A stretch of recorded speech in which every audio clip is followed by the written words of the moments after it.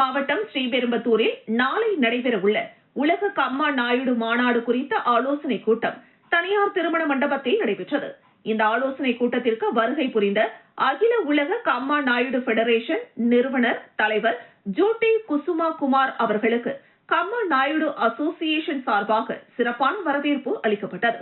அதன் பின்னர் நடைபெற்ற ஆலோசனைக் கூட்டத்தில் நாளை ஸ்ரீபெரும்புதூர் அருகே சேந்தமங்கலம் பகுதியில் 65 லட்சத்திற்கும் மேற்பட்டோர் பங்கேற்கும் வகையில் பிரம்மாண்டமாக நடைபெறவுள்ள உலக கம்மா நாயுடு மாநாட்டில் திமுக, காங்கிரஸ் உள்ளிட்ட அனைத்து கட்சிகளை சார்ந்த அமைச்சர்கள், சட்டமன்ற உறுப்பினர்கள் மற்றும் முக்கிய அரசியல் பிரமுகர்கள் கலந்து கொள்ள உள்ளதாகவும், வரும் 2026 தமிழ்நாடு சட்டமன்ற தேர்தலில் தங்கள் சமூகத்திற்கு தமிழ்நாடு முழுவதிலும் போட்டியிட 30 சீட்டுகள் கொடுக்கும் அரசியல் கட்சிக்கு தங்கள் ஆதரவை தெரிவிக்க உள்ளதாக தீர்மானங்கள் நிறைவேற்றப்பட்டன.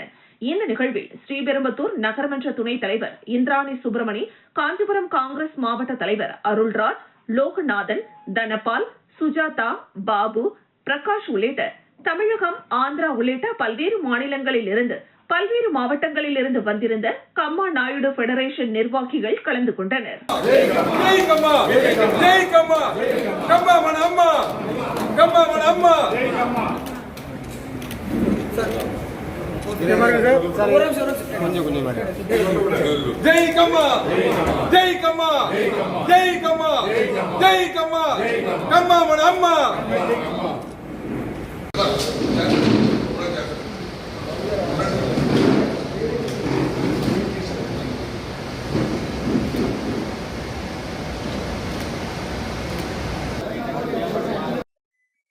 It used to unite all Kammas in Tamil Nadu. There are around 65 lakhs Kamma population in Tamil Nadu. In the next coming assembly elections, we are demanding minimum 30 MLAs from our community to be in the assembly of Tamil Nadu Assembly.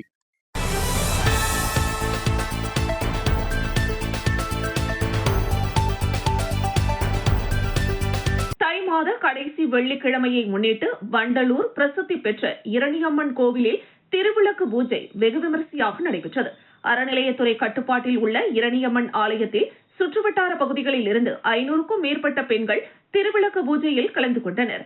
Irani அம்மனுக்கு சிறப்பு அபிஷேக அலங்காரங்களுடன் பூஜை நடைபெற்றது. குறிப்பாக GST சாலையை கடந்து செல்லும் பெரும்பாலான வாகனங்கள் இந்த ஆலயத்தில் பூஜை செய்து புறப்படுவது வழக்கம். புதிய வாகனங்கள் வாங்குபவர்களும் இங்கு பூஜை செய்து தங்கள் வாகனத்தை சாலைகளில் ஓட்ட துவங்குவர்.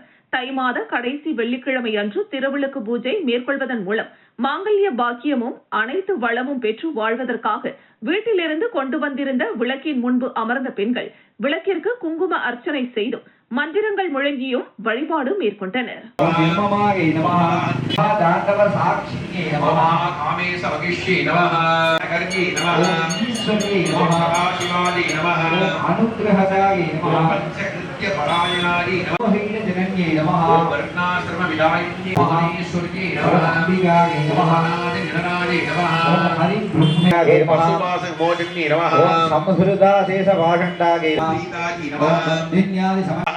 विमलागे नमः विमलादे नमः विश्वजनन्ये ओम भूर्भुवस्सुमः आमि गुडान्नम अमृतांजन दीपं दर्शयामि पराशक्ति उत्शक्ति पराशक्ति भजामि सुवनार्थे क्षेमाय आगमनाय वाक्य நீங்க நட்சத்திரம் உங்களுடைய குழந்தைகளுடைய பேர் நட்சத்திரம் உங்களுடைய சகோதர சகோதரிகள் பேர் நட்சத்திரம் சரஸ்வதி திரிகுணாத்மக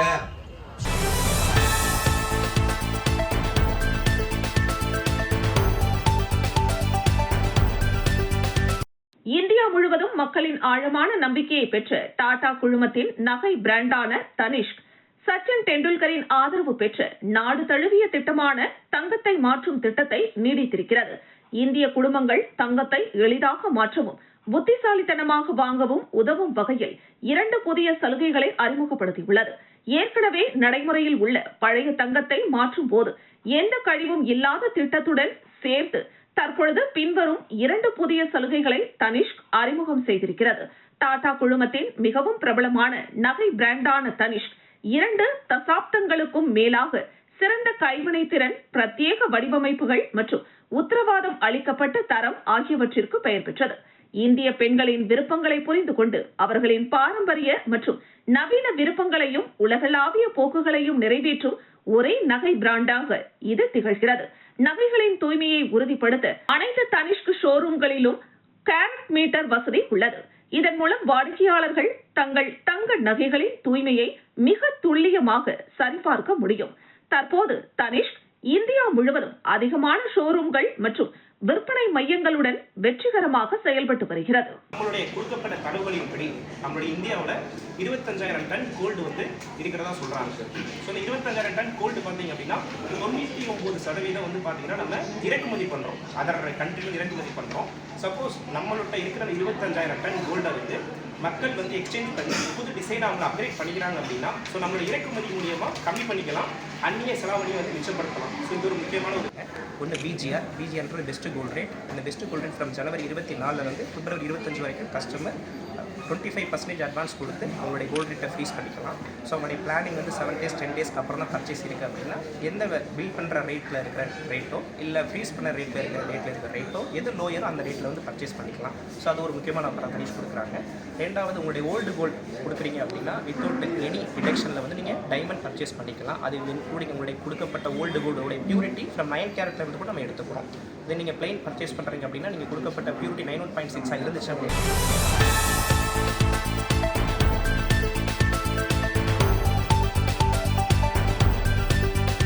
தாம்பரம் அடுத்த அஸ்தினாபுரம் அரசு மாநகராட்சி மேல்நிலைப் பள்ளியில் தாம்பரம் மாநகராட்சி நடத்தும் சிகரம் 64 ஸ்மார்ட் சதுரங்க பயிற்சி போட்டி தாம்பரம் மாநகராட்சி ஆணையாளர் பாலச்சந்தர் தலைமையில் தாம்பரம் மாநகராட்சி மேயர் வசந்தகுமாரி கமலக்கண்ணன் முன்னிலையில் பல்லாவரம் சட்டமன்ற உறுப்பினர் கருணாநிதி குத்துவிளக்கேற்றி துவக்கி வைத்தார். இந்த நிகழ்ச்சியில் தாம்பரம் சட்டமன்ற உறுப்பினர் ராஜா, மண்டல தலைவர்கள் ஜோசப் அண்ணாதுரை, கருணாநிதி மற்றும் பள்ளி தலைமை ஆசிரியர் சந்திரன், செஸ் பிஷப் செயலி நிறுவனர் சூரியகுமார், ஆசிரியர்கள், மாநகராட்சி அதிகாரிகள் உள்ளிட்டோர் கலந்து கொண்டனர்.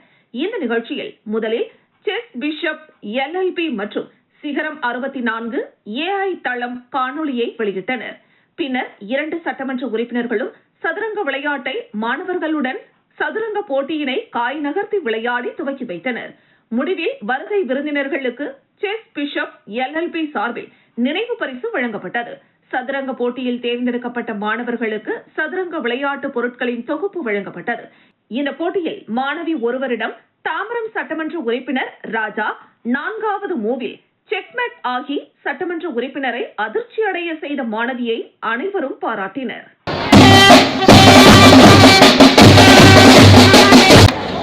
தாம்பரம் மாநகராட்சி மூலம்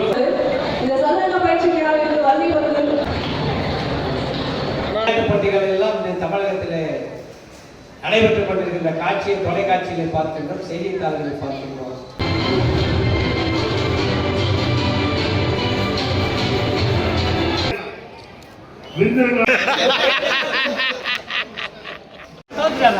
தாம்பரம் மாநகராட்சி கற்கனை நிலையத்தின் மூலம் செஸ் பிஷப் LLB இணைந்து நடத்துகின்ற சீக்கிரம் 64 மேயர்கள் இருக்கிறதாலும் மாண்புக்கு சட்டமன்ற தலைமை ஆசிரியர்கள் நன்றி.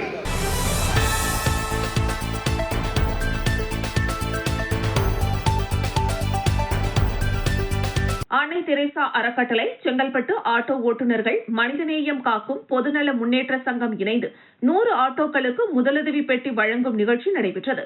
செங்கல்பட்டு மாவட்டம் பொதுமக்களுக்கு உதவிடும் நோக்கில் ஒவ்வொரு ஆட்டோவிலும் முதலுதவி பெட்டி வழங்கும் நிகழ்ச்சி அன்னை தெரேசா அறக்கட்டளை மற்றும் செங்கல்பட்டு ஆட்டோ ஓட்டுநர்கள் மனிதநேயம் காக்கும் பொதுநல முன்னேற்ற சங்கம் இணைந்து 100 ஆட்டோ ஓட்டுநர்களுக்கு முதலுதவி பெட்டி வழங்கும் நிகழ்ச்சியில் சிறப்பு அழைப்பாளர்களாக சமூக ஆர்வலர்கள் சிங்கை கணேஷ், சுரேஷ், கஜேந்திரன், போக்குவரத்து காவல் துணை ஆய்வாளர் அஜித்குமார், அன்னை தெரேசா அறக்கட்டளை தெரேசா குமார், செங்கல்பட்டு ஆட்டோ ஓட்டுநர்கள் மனிதநேயம் காக்கும் பொதுநல முன்னேற்ற சங்க தலைவர் ஏசடியான், கௌரவ தலைவர் குப்புசாமி, செயலாளர் ரமேஷ்குமார், பொருளாளர் கோபி ஆகியோர் கலந்து கொண்டு சாலை பாதுகாப்பு விழிப்புணர்வு உறுதிமொழி எடுத்துக்கொண்டு 100க்கும் மேற்பட்ட ஆட்டோ ஓட்டுநர்களுக்கு முதலுதவி பெட்டிகளை வழங்கினர். இந்த நிகழ்ச்சியில் செங்கல்பட்டு ஆட்டோ ஓட்டுநர்கள் மனிதநேயம் காக்கும் பொதுநல முன்னேற்ற சங்க ஆலோசகர்கள் புஷ்பராஜ், அருண்குமார், ஆத்தூர் சதீஷ், பழந்தோட்டம் வீரராகவன், சங்கர் மற்றும் நிர்வாகிகள் 100க்கும் மேற்பட்டோர் கலந்து கொண்டு சிறப்பித்தனர். கஷ்டமா இருக்கு. ஏன்னா ஒரு ஆம்புலன்ஸ் கிராஸ் ஆக முடியல. அந்த இடத்துல காஞ்சிபுரம் பைபாஸ்ல இருந்து நான் வேலை படிச்சா இருக்கு. இது பண்ணலாம், என்ன பண்ணலாம், டேஸ்ட் பண்ணி கண்டுபிடிக்கலாம். அவங்களே டேஸ்ட் பண்ணி நம்ம ஸ்டேஷன் வந்து வாங்கிட்டு போயிட்டாங்க. அப்புறம் ஒருத்தர் ஃபோன் கொடுத்துட்டு போனா அது வந்து வாங்கிட்டு போயிட்டாங்க. ஸோ இது மாதிரி நல்ல அட்வர்டைஸ் இருக்காங்க. நம்ம சிங்கப்பெருமாள் கோவில் மற்றும் அவருடைய நண்பர்கள் கவிஞர் சிவசக்தி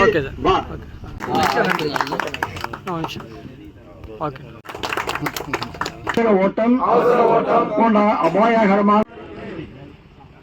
ஒரு நிமிஷம். ஓகே நச்சுண்ணா. உரையாடலாளர் திரு அஜித்குமார் சார் அவர்கள் பெட்டி வழங்குவார். மிக்க நன்றி, மிக்க நன்றி. இன்று செங்கல்பட்டு ஆட்டோ ஓட்டுநர்கள் மனிதநேயம் காக்கும் ஆட்டோ ஓட்டுநர் பொதுநல சங்கத்தினுடைய சார்பிலும் காமதேனு சேரிட்டிஸ் மற்றும் அன்னை தெரேசா அறக்கட்டளை சார்பிலும் 37வது தேசிய சாலை பாதுகாப்பு மாத விழா ஏற்றத்தோடும் எழுச்சியோடும் நடைபெற்றது. இந்த ஆட்டோ ஓட்டுநர்களுக்கான முதலுதவி பெட்டி ஏறத்தாழ 100க்கும் மேற்பட்ட ஆட்டோ வாகனங்களுக்கு முதலுதவி பெட்டி வழங்கப்பட்டு 100க்கும் மேற்பட்ட ஆட்டோ ஓட்டுநர் தோழர்களை ஒன்றிணைத்து உறுதிமொழி எடுக்கப்பட்டது.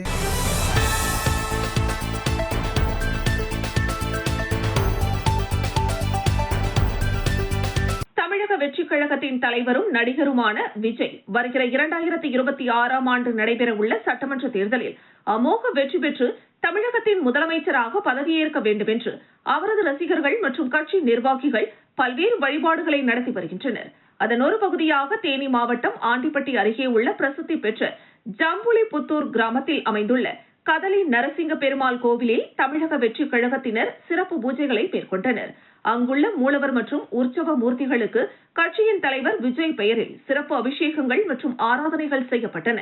இந்த வழிபாட்டின் போது கட்சியின் முக்கிய நிர்வாகிகள் மற்றும் தொண்டர்கள் திரளாக கலந்து கொண்டு தளபதி விஜய் மக்கள் செல்வாக்குடன் வெற்றி பெற்று நல்லாட்சி செய்திட வேண்டும் என மனமுருகி வேண்டிக் கொண்டனர். இதனைத் தொடர்ந்து கோவிலுக்கு வந்திருந்த நூற்றுக்கணக்கான பக்தர்களுக்கு கட்சியின் சார்பில் அன்னதானம் வழங்கப்பட்டது. பின்னர் கட்சியின் சின்னமான விசில்களை அங்கிருந்த பொதுமக்களுக்கும் சிறுவர்களுக்கும் நிர்வாகிகள் விநியோகம் செய்தனர். அப்போது வரும் சட்டமன்ற தேர்தலில் தமிழக வெற்றிக் கழகத்திற்கு வாக்களித்து விஜயை ஆதரிக்க வேண்டும் என்று பொதுமக்களிடம் அவர்கள் வாக்கு சேகரிப்பில் ஈடுபட்டனர்.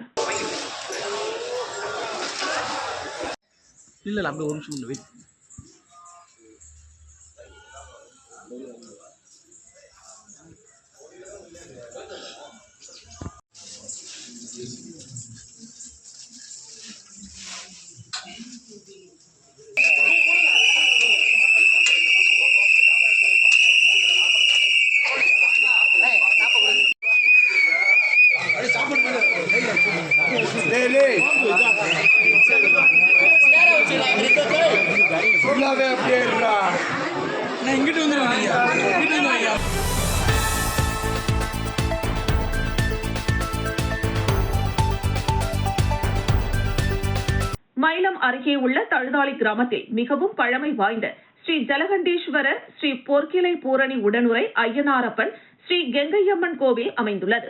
இந்த கோவிலை காலம் காலமாக கிராம மக்கள் வணங்கி வந்தனர். இந்த 3 கோவில்களையும் புதுமையாக கட்டவும் மற்றும் ஸ்ரீ திரௌபதி அம்மன் ஸ்ரீ ராதா ருக்மணி உடனுரை பாண்டுரங்க பெருமாள் 2 கோவில்களை புதுப்பித்து வண்ணம் பூசி கும்பாபிஷேகம் நடத்த வேண்டும் என அந்த ஊர் கிராம பொதுமக்கள் ஒன்று கூடி தீர்மானித்தனர். அதன் அடிப்படையில் 1 கோடி ரூபாய் செலவில் 3 புதிய கோவில்களும் 2 கோவில்களை புனரமைத்து வண்ணம் பூசப்பட்டு சுமார் 3 ஆண்டு காலமாக நடைபெற்று வந்தது. 5 கோவில்களில் கும்பாபிஷேகம் நடைபெற்றது. இதனையடுத்து கோவில் அருகே யாகசாலை அமைத்து கலசங்கள் வைத்து சென்ற 4ஆம் தேதி அன்று அனுச்சை, சங்கல்பம், கணபதி ஹோமம், நவகிரக ஹோமம், லட்சுமி ஹோமம், பூர்ணாகுதி, தீபாராதனை, காப்பு கட்டுதல், முதற்கால பூஜை நடைபெற்றது.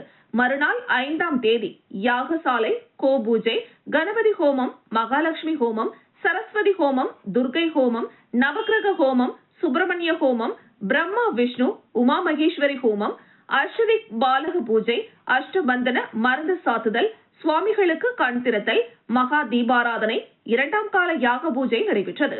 அன்று மாலை நாடி சந்தனம், ரக்ஷா பந்தனம், தத்துவார்ச்சனை, ஸ்பர்சா ஹோமம், பூர்ணாகுதி, தீபாராதனை, 3ஆம் கால பூஜை நடைபெற்றது. 6ஆம் தேதி அன்று கும்பாபிஷேக தெய்வங்களுக்கு மூல மந்திர ஜபம், விசேஷ பூஜைகள், ஹோமங்கள், மகா பூர்ணாகுதி, தீபாராதனைகள் நடைபெற்று ஸ்ரீ ஜலகண்டீஸ்வரர், ஸ்ரீ பொற்கிளை பூரணி உடனுரை ஐயனாரப்பன், ஸ்ரீ கங்கையம்மன், ஸ்ரீ முத்துமாரியம்மன், ஸ்ரீ திரௌபதி அம்மன், ஸ்ரீ ராதா ருக்மணி உடனுரை பாண்டுரங்க பெருமாள் மற்றும் பரிவர்த்தன மூர்த்திகளான விநாயகர், சுப்பிரமணியர், ஆஞ்சநேயர், துர்க்கை அம்மன், நவகிரகங்கள் உட்பட 5 கோவில்களுக்கு யாகசாலையில் வைத்திருந்த கலச நீரை மேளதாளங்களுடன் எடுத்து வந்து கோபுர கலசத்தின் மீது ஊற்றி கும்பாபிஷேகம் நடைபெற்றது. தழுதாளி, பெரும்பாக்கம், பரிக்கல்பட்டு, கண்ணியம், குணமங்கலம், மயிலம் உட்பட கிராமங்களில் இருந்து ஏராளமான பொதுமக்கள் கலந்து கொண்டு சுவாமி தரிசனம் செய்தனர். இதற்கான அனைத்து ஏற்பாடுகளையும் தழுதாளி கிராம மக்கள் செய்திருந்தனர்.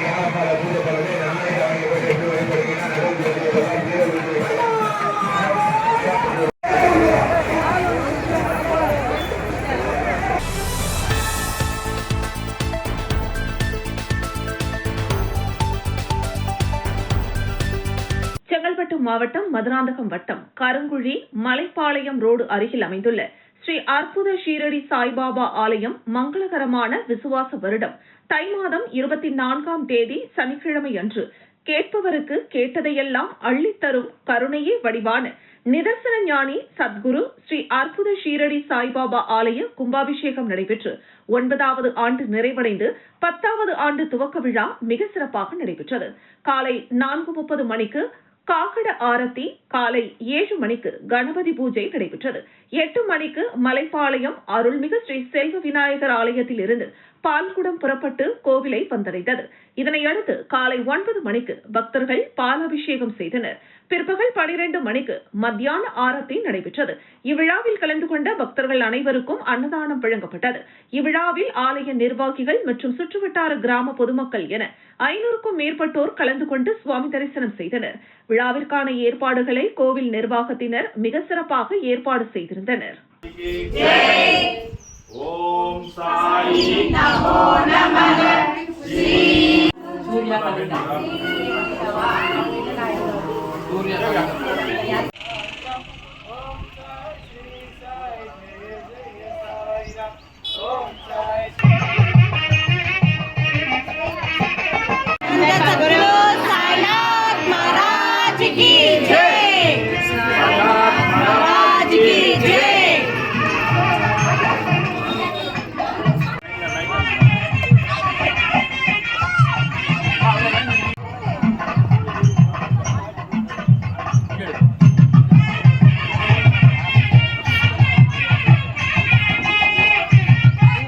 மாவட்டம் மதுராந்த வட்டம் கருங்குழி மலைப்பாளையத்திலே கிராமத்தில் அமைந்திருக்கும் ஸ்ரீ அற்புத ஷீரடி சாய்பாபா ஆலயம் கடந்த 10 ஆண்டுகளுக்கு முன்பு கட்டப்பட்டது. இன்றைய தினம் 10ஆம் ஆண்டு சம்மத்சராபிஷேக விழா மிகவும் சீரும் சிறப்போடு நடைபெற்று கொண்டே இருக்கிறது. இன்று காலை கோ பூஜையானது நடைபெற்று அதன் பிறகு கணபதி ஹோமமும் 51 பால் குட அபிஷேகமானது சாய்பாபாவிற்கு அற்புத ஷீரடி சாய்பாபாவுக்கு நடைபெற்றது.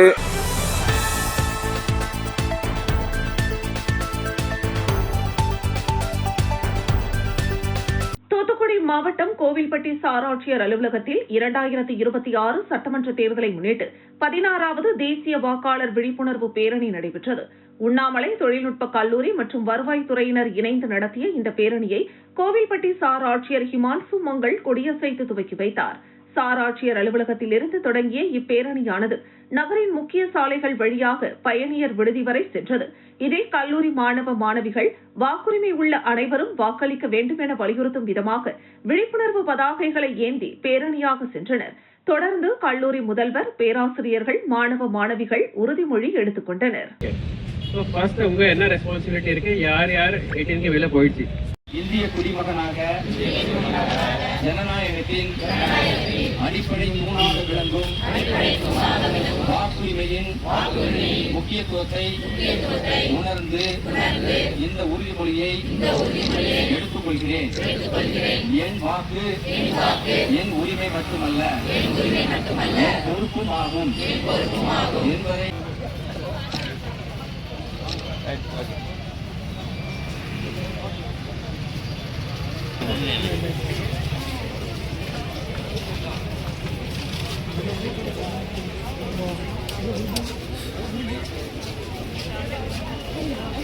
சார் கொஞ்சம் சார் உள்ள வந்துருங்க சார், கொஞ்சம் உள்ள வாங்க. உள்ள வந்தாலும் தெரியும். வெளியில எடுக்கும்போது அந்த சார் ஆட்சி மேல இருக்க போடைக்கு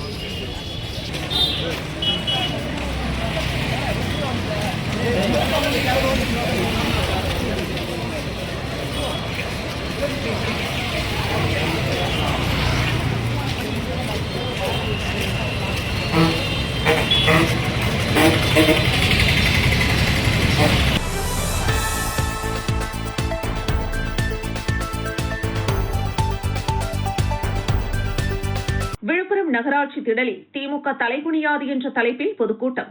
திமுக சட்டமன்ற உறுப்பினரும் திட்டக்குழு உறுப்பினருமான எழிலன் நாகநாதன் மற்றும் விழுப்புரம் தொகுதி சட்டமன்ற உறுப்பினர் லட்சுமணன் தலைமையில் நடைபெற்றது. கூட்டத்திற்கு முன்பாக செய்தியாளர்களை சந்தித்த திமுக திட்டக்குழு உறுப்பினர் எழிலன் நாகநாதன், திமுக தேர்தல் அறிக்கை தயாரிப்பதற்கு 28,000 கோரிக்கைகள் மக்களிடம் இருந்து பெறப்பட்டுள்ளதாகவும், திமுக தேர்தல் அறிக்கை என்பது மக்களிடம் பெற்ற கோரிக்கைகளை உள்வாங்கிக் கொண்டு கொடுக்கும் என்றும், எடப்பாடி பழனிசாமி அறிவித்திருக்கும் தேர்தல் வாக்குறுதியானது மக்களால் பெறப்பட்டதா அல்லது தேர்தலுக்காக அறிவிக்கப்பட்டதா என்பது தெரியவில்லை. மேலும் எடப்பாடி பழனிசாமி மகளிர் உரிமை தொகையை நிறைவேற்றவே முடியாது என தெரிவித்த அவர், இன்றைக்கு தோல்வி பயத்தின் அடிப்படையில் வாய்க்கு வந்ததை எல்லாம் சொல்லிக் கொண்டுள்ளதாகவும், தேசிய வங்கிகளில் மாணவர்கள் கல்விக் கடன் உள்ளது, தமிழ்நாட்டில் உள்ள தமிழக அரசின் வங்கிகளில் உள்ள கடன்கள் தான் தமிழக அரசு தள்ளுபடி செய்ய முடியும், தேசிய வங்கிகளில் உள்ள கடன்கள் ஒன்றிய அரசுதான் தள்ளுபடி செய்ய முடியும், டபுள் இன்ஜின் என்று கூறும் எடப்பாடி பழனிசாமி அதனை ஒன்றிய அரசிடம் செய்ய இப்போது கூட வலியுறுத்தலாம் என கூறினார்.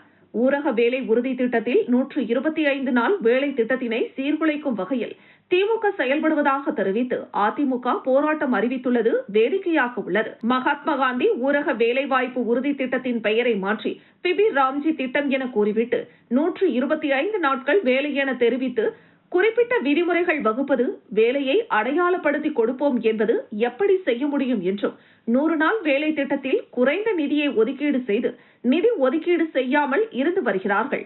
100 நாள் வேலை திட்டத்தில் 53 நாட்கள் வேலையை கொடுப்பதாக தெரிவித்தார். ஒன்றிய அரசு தான் கொடுத்துட்டு இருந்தாங்க. காங்கிரஸ் தலைமையிலான அரசு UPA 1 UPA 2 இருக்கும்போது முழுமையான தொகை காங்கிரஸ் தான் கொடுத்துட்டு இருந்தாங்க, ஒன்றிய அரசு தான் கொடுத்துட்டு இருந்தாங்க. ஆனால் பாஜக அரசு பொறுப்பேற்ற பின் கொஞ்சம் கொஞ்சமாக அவங்களோட நிதி ஒதுக்கீடை குறைக்க ஆரம்பித்தாங்க. பல்வேறு மாநிலங்களில் கொடுக்குற நிதியை தாமதமாக கொடுக்க ஆரம்பித்தாங்க. இது மாதிரி சூழல் இருக்கும் போது 100 நாள் வேலைக்கு நிதி ஒதுக்கீடு செய்யாமல் 53 நாளுக்கான நிதி ஒதுக்கீடு மட்டுமே செஞ்சுட்டு இருந்தாங்க. இப்போ திடீர்னு தளர்வு ஏற்பட்டும் வகையில் விபி ராம்ஜின் என்று நம்மளோட விடுதலை போராட்டத்துக்காக தன்னோட பயணத்தை உயிரை தாக செஞ்ச நம்மளோட எஸ்ஐஆர் வேலை இவங்க எக்ஸ்டென்ஷன் பண்ணிகிட்டே இருக்காங்க. எஸ்ஐஆர் வேலை கம்ப்ளீட் ஆனதுக்கப்புறம் ஃபைனல் ரோல் வந்ததுக்கப்புறம் கோட் ஆஃப் கான்டாக்ட் வரும். கோட் ஆஃப் கான்டாக்ட் வந்திருக்கோம். அப்புறம் தேர்தல் அறிவிப்பு வரும். அப்புறம் கூட்டணி பேச்சுவார்த்தைகள் நிறைவு பெறும். இல்லை, பேசிக்கலாக நீங்கள் போன 2021 அப்புறம் எப்பொழுதும் தேர்தலுக்கு மக்கள்கிட்ட போய் பிரச்சாரமாக அது அமையும். ஸோ கோட் ஆஃப் கான்டாக்ட் வந்ததுக்கப்புறம் தேர்தல் நாட்கள் அறிவிச்சதுக்கப்புறம் கட்டாயமாக உங்களுக்கு இன்டிமேட் பண்ணுவோம். நல்லா ஒரு தரமான மக்களுக்கான தேர்தல் இருக்கே அது ரிலீஸ் ஆகும். ஒன்றிய பட்ஜெட்டில் வந்து மருத்துவத்துறைக்கு வந்து நிதி குறைச்சிட்டே வராங்க சார். அந்த ஆண்டோட 10% இந்த ஆண்டு குறைச்சிருக்காங்க. அது இந்திய தமிழ்நாட்டில் வந்து மருத்துவ கட்டமைப்பு எந்த சார் பாதிக்கும்? இல்லை, அடிப்படையில் பார்த்தீங்கன்னா ஒரு வெல்ஃபேர் ஸ்டேட் அப்படின்னு சொல்லும் போது எல்லா உலக நாடுகளை பார்த்தீங்கன்னா தன்னோட ஒட்டுமொத்த உற்பத்தி, அதாவது ஜிடிபியில் கிட்டத்தட்ட 2.5 3 விழுக்காடு வந்து நிதி ஒதுக்கீடு செய்யணும். அதாவது சுகாதாரத்துக்கு.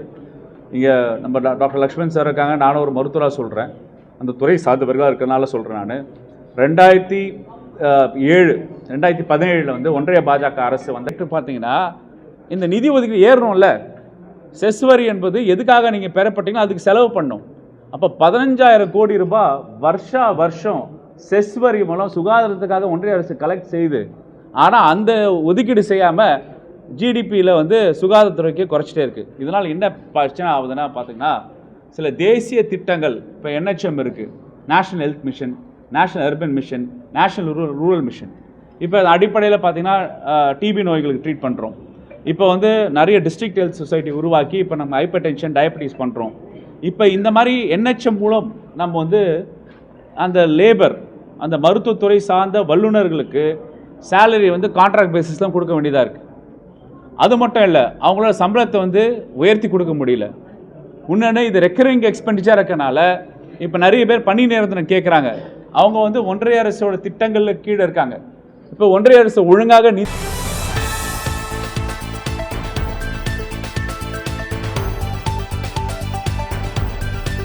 புதுச்சேரியில் இந்திய சிலம்பம் சம்மேளனம் நடத்திய 13வது தேசிய சிலம்பாட்ட போட்டி உள்விளையாட்டு அரங்கில் நடைபெற்றது. இப்போட்டியை இந்திய சிலம்பம் சம்மேளனத்தின் தலைவர் கேப்டன் பிரதீப் ஆர் ராஜே, செயலாளர் அழகிரி மற்றும் விஜயபாபு ஆகியோர் துவக்கி வைத்தனர்.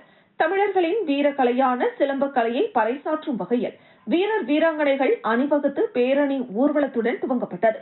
இந்தியாவில் உள்ள பஞ்சாப், மகாராஷ்டிரா, மேற்கு வங்காளம், தெலுங்கானா, ஆந்திரா, புதுச்சேரி மற்றும் தமிழ்நாடு என பல மாநிலங்களில் இருந்து 1000க்கும் மேற்பட்ட வீரர் வீராங்கனைகள் கலந்து கொண்டனர். இப்போட்டியில் முதலமைச்சர் ரங்கசாமி சிறப்பு விருந்தினராக பங்கேற்று வெற்றி பெற்ற வீரர் வீராங்கனைகளுக்கு பரிசுகளையும் சான்றிதழ்களையும் வழங்கி சிறப்பித்தார். இந்த போட்டியில் ஒட்டுமொத்த சாம்பியன் பட்டத்தை தமிழ்நாடு அணி முதல் இடத்தையும், புதுச்சேரி அணி 2வது இடத்தையும் மற்றும் 3வது இடத்தை மேற்கு வங்காள அணியும் பெற்றன. இப்போட்டியில் தமிழகத்திற்காக கலந்து கொண்ட செங்கல்பட்டு மாவட்டத்தை சேர்ந்த வீரர் வீராங்கனைகள் கன்னியப்பன், ஷர்மிளா, நதியா, ஸ்ரீராமன், சாய் பாலன், முகமது காமில் ஆகியோர் 6 தங்கம், 5 வெள்ளி, 1 வெண்கல பதக்கங்களை வென்று தமிழக மாநிலம் முதலிடம் பெறுவதற்கு உறுதுணையாக இருந்து மாவட்டத்திற்கும் மாநிலத்திற்கும் பெருமை சேர்த்துள்ளனர்.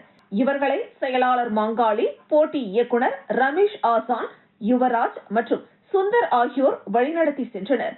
இவர்களை தமிழ் பாரம்பரிய தற்காப்பு கலை, கல்வி மற்றும் ஆராய்ச்சி மையத்தின் சார்பாக வாழ்த்தி வரவேற்றனர்.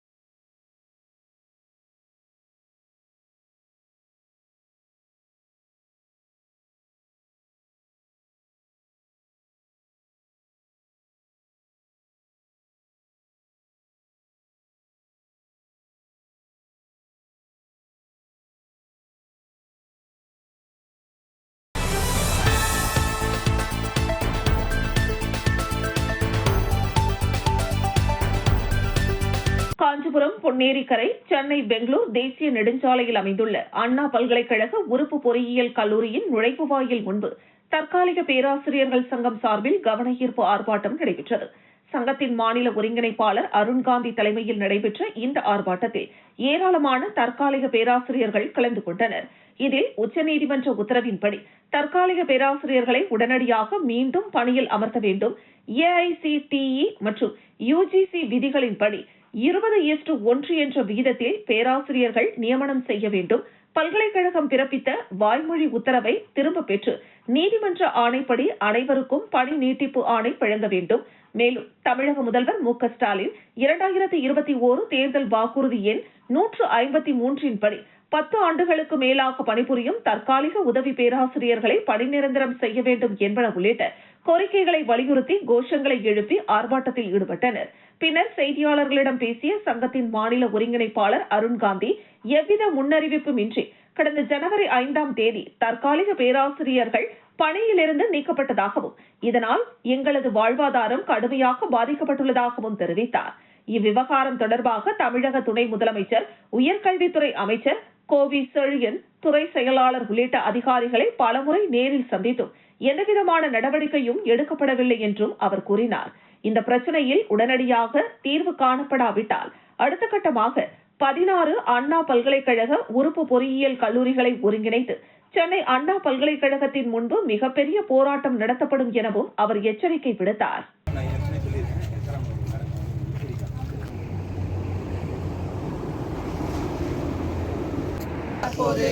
நடுவீதியில் நிறுத்தியது நியாயமா? எங்கள் குடும்பம் உங்கள் கண்களுக்கு தெரியாதா? நாங்கள் நடுரோட்டில் நிற்கலாமா? 1 மாத காலமாக வேலையின்றி இருப்பது உங்களுக்கு உங்களால் உடனே மீண்டும் எங்களுக்கு வேலை வழங்கு. இந்த தற்களுக்கு முதற்க நன்றி கடந்த வழக்கத்தை தெரிவித்துக் கொண்டு, தற்போது 1 மாத காலமாக சரியாக சொல்ல வேண்டுமென்றால் ஜனவரி 5ஆம் தேதி முதல் இந்த தமிழகம் முழுவதும் உள்ள 12 அண்ணா பல்கலைக்கழக உறுப்பு பொறியியல் கல்லூரிகளில் மற்றும் 4 அண்ணா பல்கலைக்கழக வளாகங்கள், மண்டல வளாகங்கள் சேர்த்து மற்றும் மொத்தம் 16 கல்லூரிகளில் பணியாற்றி வந்த 327க்கும் மேற்பட்ட தற்காலிக பணியாளர்களை எந்தவித முன் அறிவிப்பும் இன்றி உடனடியாக அண்ணா பல்கலைக்கழக பதிவாளர் வாய்மொழி உத்தரவு மூலமாக அந்தந்த குறிப்பிட்ட கல்லூரிகளில்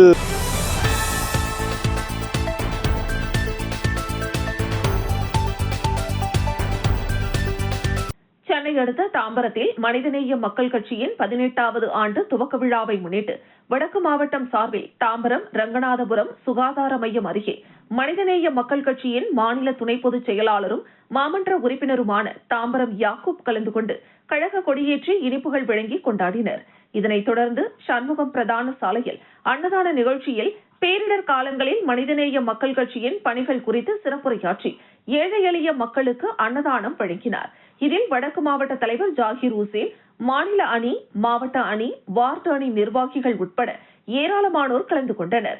பின்னர் செய்தியாளர்களை சந்தித்த மாநில துணை பொதுச் செயலாளர் தாம்பரம் யாக்கூப் பேசுகையில், தேர்தல் அரசியலுக்கு மட்டுமல்லாமல் சேவை நோக்கத்துடன் இந்த கட்சி துவங்கப்பட்டது எனவும் பேரிடர் காலங்களான வர்தா புயல், வெள்ளப்பெருக்கு காலங்களில் பல்வேறு கட்ட உதவிகளை செய்து வருகிறது. பேராசிரியர் அனைத்து சமூக மக்களுக்காக சட்டமன்றத்தில் பல்வேறு கோரிக்கைகளை வலியுறுத்தியுள்ளார். மனிதநேய மக்கள் கட்சி மாமன்றத்திலும் சட்டமன்றத்திலும் எண்ணிக்கை குறைவாக இருக்கலாம், ஆனால் லட்சக்கணக்கான மக்களின் மனதில் இடம் பிடித்த ஒரு கட்சி எனவும் வருகின்ற சட்டமன்ற தேர்தலில் 5 இடங்களை வழங்க வேண்டும் என கேட்டுக் கொண்டுள்ளார். மனிதநேய மக்கள் கட்சிக்கு இளைஞர்கள், பெண்கள், மாணவர்கள் என அனைத்து சமூகத்தினரின் ஆதரவு இருந்த நிலை உள்ளது என தெரிவித்தார். மேலும் எந்த தொகுதியாக இருந்தாலும், ஏன் தாம்பரம் தொகுதியாக இருந்தாலும் மனிதநேய மக்கள் கட்சி ஏற்றுக்கொள்ளும் என்றும் அவர் தெரிவித்தார்.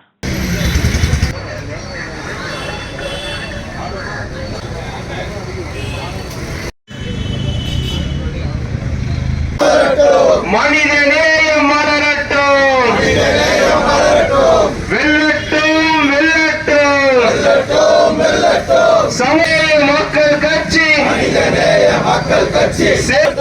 தலை சிறந்து விளங்கட்டும், மக்கள் கட்சி, சமுதாயத்தின் பேரெழுச்சி, மனிதநேய மக்கள் கட்சி, இறுதி வெற்றி நமதணிக்கே.